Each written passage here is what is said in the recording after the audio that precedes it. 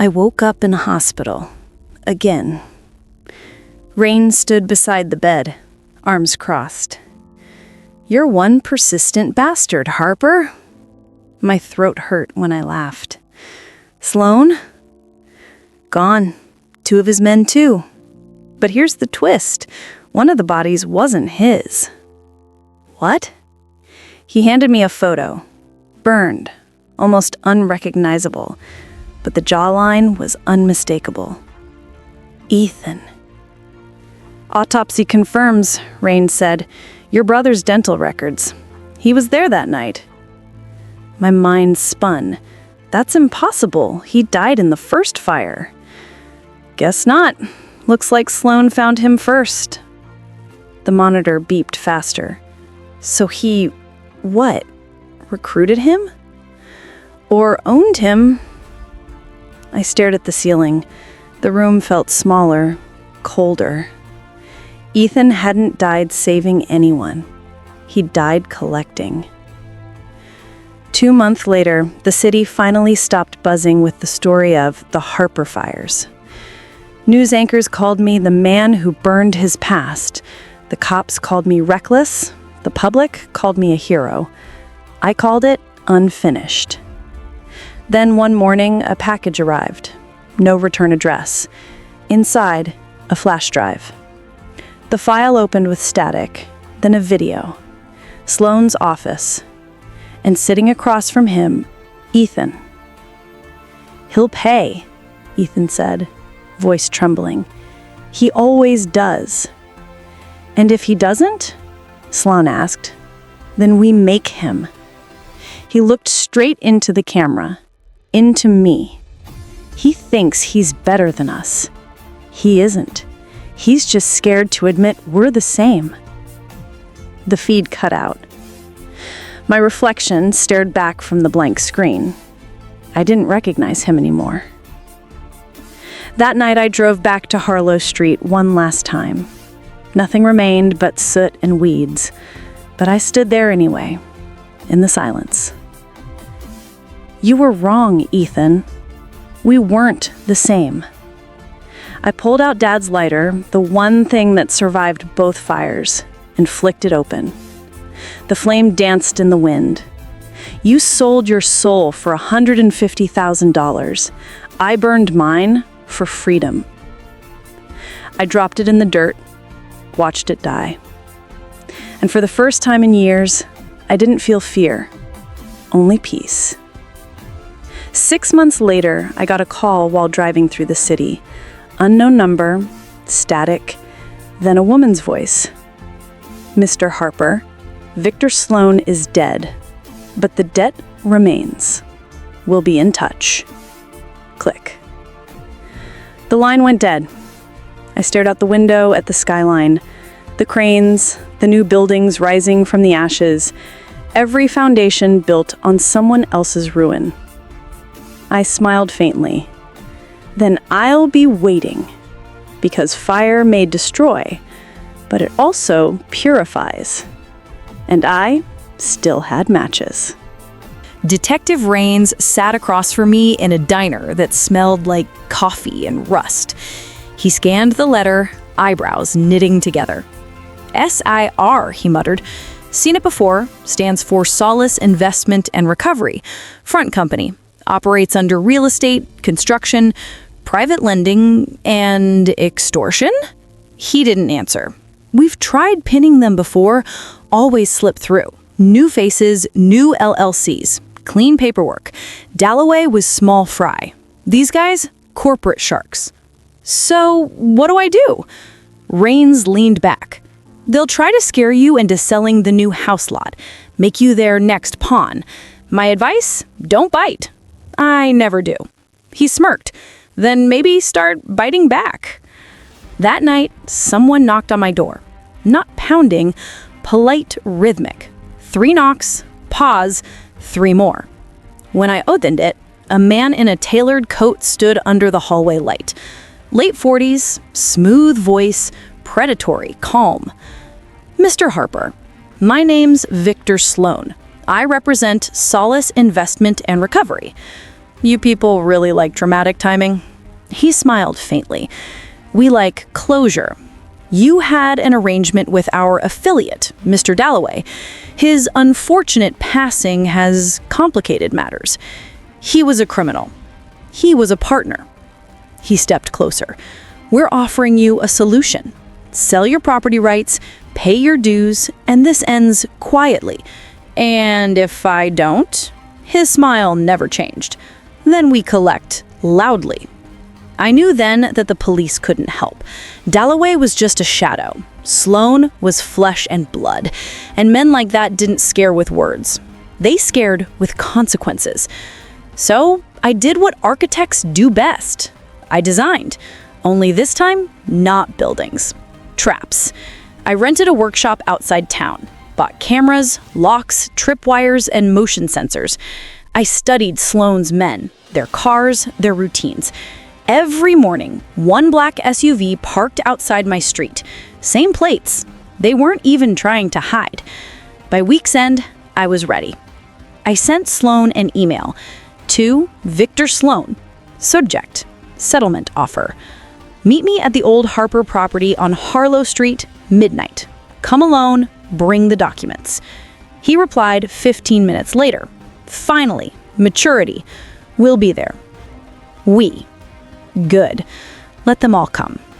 The burned-out skeleton of my old home still stood, a charred monument to everything I'd lost. I wired the interior with cameras, rigged lights, and concealed a trigger switch behind the fireplace. At 11:57 p.m., headlights cut through the fog. 3 cars, 6 men. Sloan led them in, umbrella raised, calm as ever. Mr. Harper, you always did have a flair for the dramatic. You taught me. He smirked. Let's talk like civilized men. Funny, that's what Dalloway said before he died. He glanced around. You think that scares me? He was sloppy. I'm not. You're right, I said quietly. You're worse. I pressed the switch. The floor lights ignited, flooding the ruins with cold, white brilliance. The men froze. Cameras blinked red. Every lens streamed live. You're on the record. Every threat, every bribe, every name. Sloan's composure cracked for the first time. You think the world cares about one angry architect? No, I said, stepping closer. But they care about blood money laundering through half the city's real estate. His jaw tightened. You don't know what you're playing with. Then teach me. He pulled a pistol. Lesson 1. Idealists die first. He fired. I dove behind the pillar as the bullet shattered concrete. Another shot, then another. My ears rang, dust rained from above. But he didn't notice the smell. The faint, oily tang of gasoline. The same kind I'd used once before. I rolled from cover and flicked the lighter. Lesson 2, I said. Fire remembers. The room exploded. The first thing I saw when I woke was light. Not sunlight. Too white, too cold. The sterile glare of fluorescent bulbs. A monitor beeped steadily beside me, and the smell of antiseptic burned my throat. A voice drifted in through the fog. He's awake. Then another, deeper. Mr. Harper, you're lucky to be alive. I turned my head slowly. A man in a gray suit stood near the door. Detective Rains, badge flashing. You were pulled from the blaze 2 nights ago. You're the only one who walked out conscious. I tried to sit up. Pain screamed through my ribs. My brother? Rains hesitated. Ethan didn't make it. Your sister's in critical. The man identified as Kurt Dalloway was pronounced dead at the scene. I closed my eyes. For a moment, the world vanished into the hollow space between 2 heartbeats. When I spoke again, my voice was flat. Was it ruled accidental? We're still looking into it. There's something else. He opened a folder and slid out a photo. My burnt house. charred beams, blackened walls, and carved into what was left of the front step, letters, uneven but deliberate. Debt never dies. 3 weeks later, I was discharged. My hands were scarred, skin taut and red, but I could move. Claire had survived, barely. She refused to see me. I rented a small apartment downtown, the kind where every sound from the street echoes through paper walls. But the quiet didn't last. The first message came at 3:17 a.m. Unknown number. We finish what Dalloway started. No signature. No voice. Just that. By dawn, I had 20 messages, each with the same 3 words. Sell what's left. I called Rains. He sounded tired. Could be copycats. Dalloway had partners, but most of his crew scattered. I don't believe that. I believe your family's name carries a curse right now, Harper. Maybe you should lie low. I laughed, bitter and hollow. Lying low got my brother killed. I found her in St. Vincent's Hospital, pale and thin under tubes and machines. Her eyes opened when I spoke her name. Claire? Her lips cracked into something that might have been a smile or a grimace. You shouldn't be here. You almost died. Because of you. Her voice was soft but sharp enough to cut. You lit the fire, Liam. To stop him. You stopped nothing. You woke them up. Who? She turned her face to the window. The ones who own Dalloway. My stomach dropped. You're saying he worked for someone else? He was a collector, just one head of a bigger monster. Her fingers trembled. They'll come for what's theirs. Then I'll be waiting. She didn't look at me again. It arrived 2 days later. No stamp, no postmark, just slid under my apartment door. Inside, a single sheet of paper, typed neatly. Mr. Harper, you destroyed an asset valued at $4.3 million in properties, equipment, and investments tied to the Dalloway account. You now owe us the balance. $150,000. Same number, same rules. 1 week. At the bottom, a crimson seal, embossed with the letters SIR. No phone number, no address, just 3 words beneath it. Debt never dies. The first thing I saw when I woke was light, not sunlight. Too white, too cold. The sterile glare of fluorescent bulbs. A monitor beeped steadily beside me, and the smell of antiseptic burned my throat. A voice drifted in through the fog. He's awake. Then another, deeper. Mr. Harper, you're lucky to be alive. I turned my head slowly. A man in a gray suit stood near the door. Detective Rains, badge flashing. You were pulled from the blaze 2 nights ago. You're the only one who walked out conscious. I tried to sit up. Pain screamed through my ribs. My brother? Rains hesitated. Ethan didn't make it. Your sister's in critical. The man identified as Kurt Dalloway was pronounced dead at the scene. I closed my eyes. For a moment, the world vanished into the hollow space between 2 heartbeats. When I spoke again, my voice was flat. Was it ruled accidental? We're still looking into it. There's something else. He opened a folder and slid out a photo. My burnt house. charred beams, blackened walls, and carved into what was left of the front step, letters, uneven but deliberate. Debt never dies. 3 weeks later, I was discharged.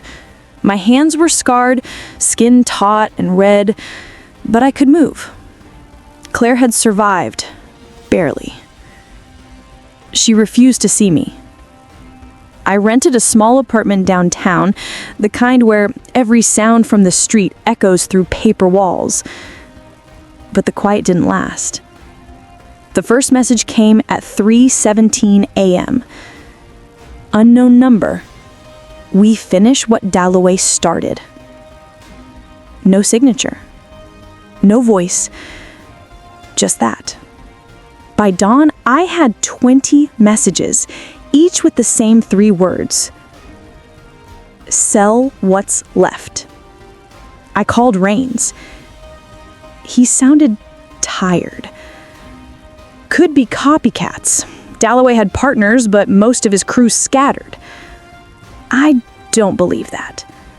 I believe your family's name carries a curse right now, Harper. Maybe you should lie low. I laughed, bitter and hollow. Lying low got my brother killed. I found her in St. Vincent's Hospital, pale and thin under tubes and machines. Her eyes opened when I spoke her name. Claire? Her lips cracked into something that might have been a smile or a grimace. You shouldn't be here. You almost died. Because of you. Her voice was soft, but sharp enough to cut. You lit the fire, Liam. To stop him. You stopped nothing. You woke them up. Who? She turned her face to the window. The ones who own Dalloway. My stomach dropped. You're saying he worked for someone else? He was a collector. Just one head of a bigger monster. Her fingers trembled. They'll come for what's theirs. Then I'll be waiting. She didn't look at me again. It arrived 2 days later. No stamp, no postmark, just slid under my apartment door. Inside, a single sheet of paper, typed neatly. Mr. Harper, you destroyed an asset valued at $4.3 million in properties, equipment, and investments tied to the Dalloway account. You now owe us the balance. $150,000. Same number, same rules. 1 week. At the bottom, a crimson seal, embossed with the letters SIR. No phone number, no address, just 3 words beneath it. Debt never dies. Police lights painted the house in red and blue. An officer with a tired face scribbled notes. Another took photos.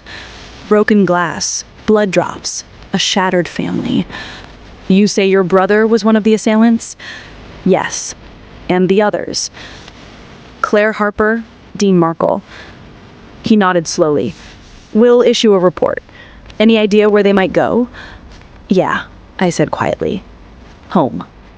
But home was no longer a place. It was a war zone. That night I couldn't sleep.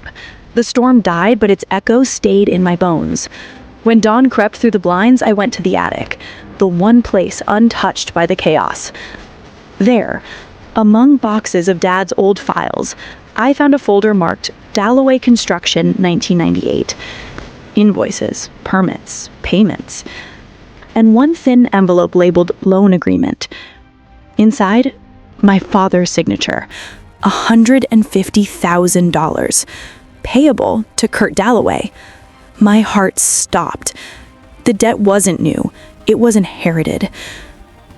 I met him 2 days later. He showed up at my office as if summoned by memory. Tall, mid-50s, silver hair combed like steel. Mr. Harper, he said, voice smooth as oil. I hear there's been Confusion. You sent men to my house. Correction, he said, smiling. Your family brought my men to your house, voluntarily, out of love. Love? He shrugged. Desperation wears many names. He placed a contract on my desk. You sell the house, the debt ends. Clean cut. No blood, no drama. I looked at the paper. At the bottom, my father's signature, mine forged beside it. You faked my name. He smiled wider. That's an accusation, Mr. Harper. It's a fact. He leaned closer. You're young, smart, but you don't understand men like me.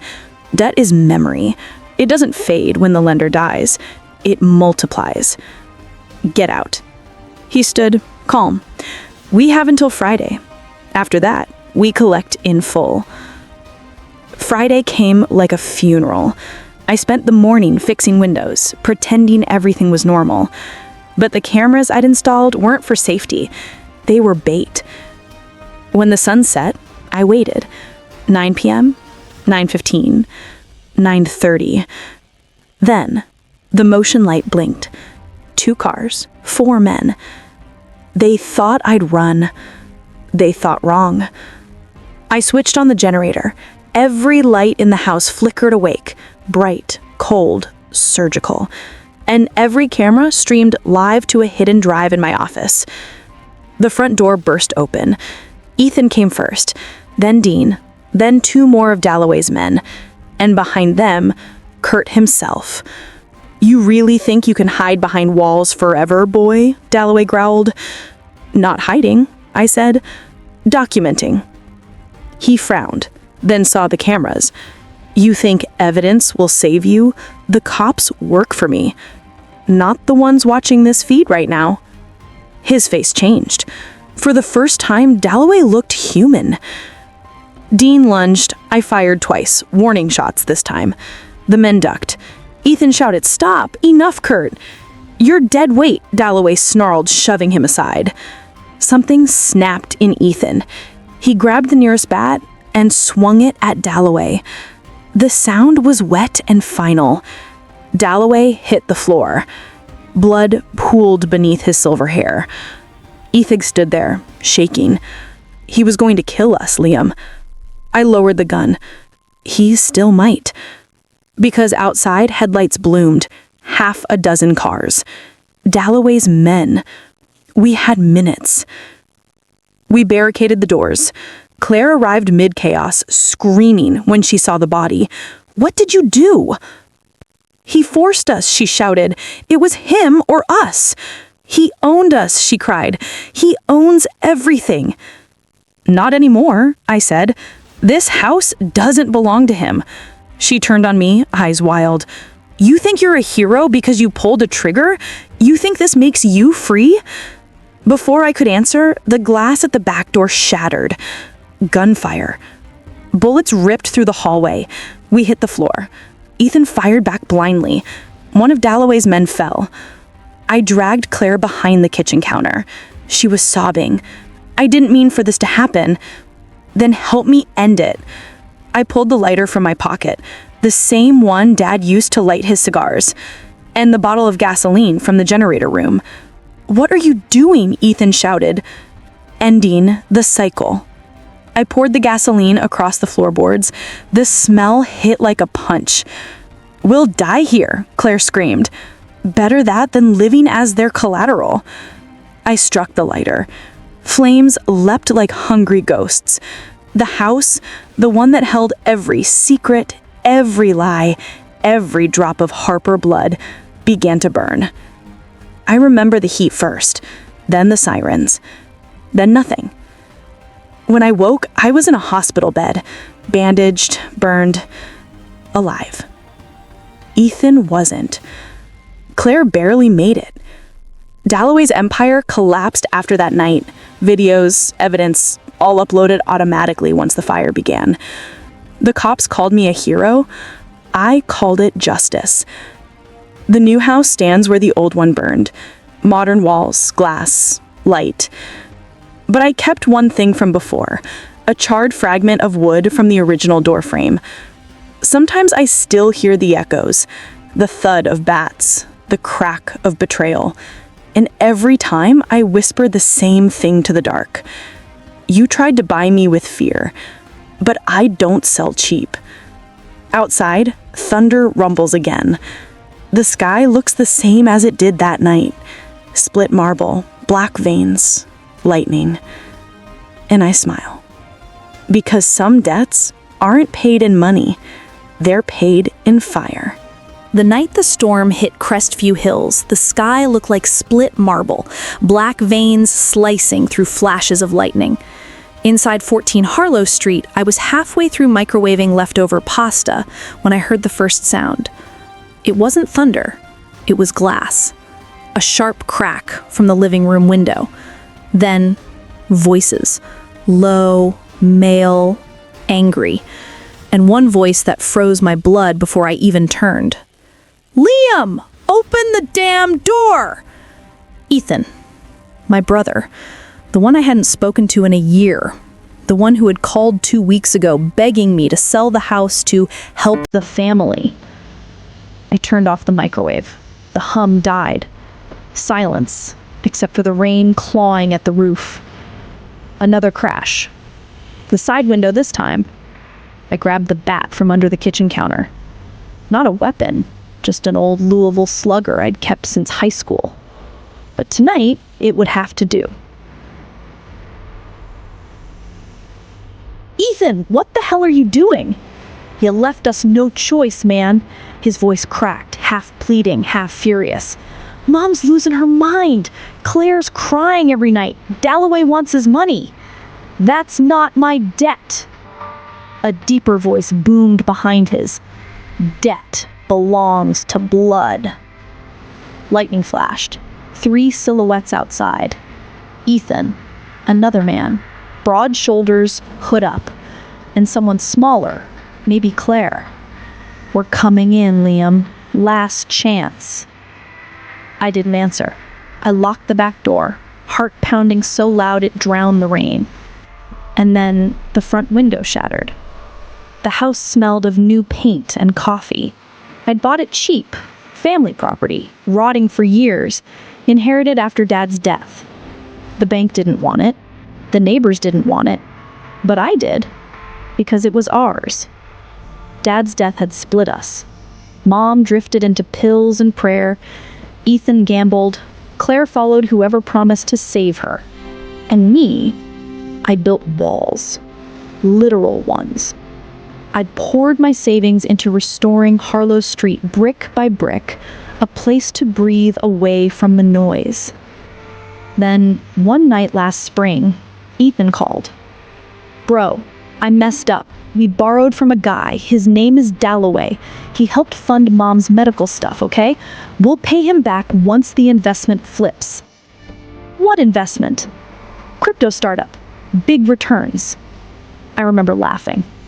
"You took a loan from a loan shark to play crypto roulette?" "Don't make me feel like an idiot, Liam. I did it for the family." That was the first time I heard the number $150,000. And the last time I trusted Ethan Harper. Glass rained down as a metal bat struck the living room window. I ducked behind the couch, adrenaline surging. "You think you're better than us, huh? Hiding behind your walls while we drown?" "Ethan, stop, please." That was Claire, her mascara streaked by rain. I peeked over the couch. 3 of them. Ethan, soaked and trembling, eyes wild. Claire, mascara streaked by rain. And behind them, a man with a scar down his cheek. Dalloway's bulldog, Dean Markell. He grinned through the broken glass. "Evenin', Mr. Harper. You got something my boss wants." "You picked the wrong night," I said quietly. He raised his bat. The wind howled through the window frame like a living thing. Then bang, the front door slammed open. They were inside. I swung the slugger, hit Dean square in the ribs. He grunted but didn't fall. Ethan rushed in behind him, shouting, "Stop, just stop," before he... Dean shoved him aside and came again. The bat hit my arm this time. White pain. I stumbled back into the hallway. "You're making this harder than it has to be," Dean hissed.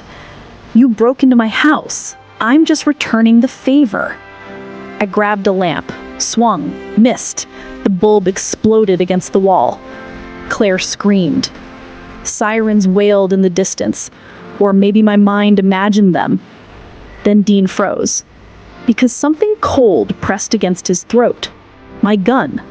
Dad's old .38 revolver, kept in the drawer under the hall table. "You've got 5 seconds to drop the bat." He smirked. "You won't shoot family." "You're not family." I fired once. The bullet grazed his shoulder and tore through the plaster behind him. He screamed. Ethan grabbed him, dragging him toward the door.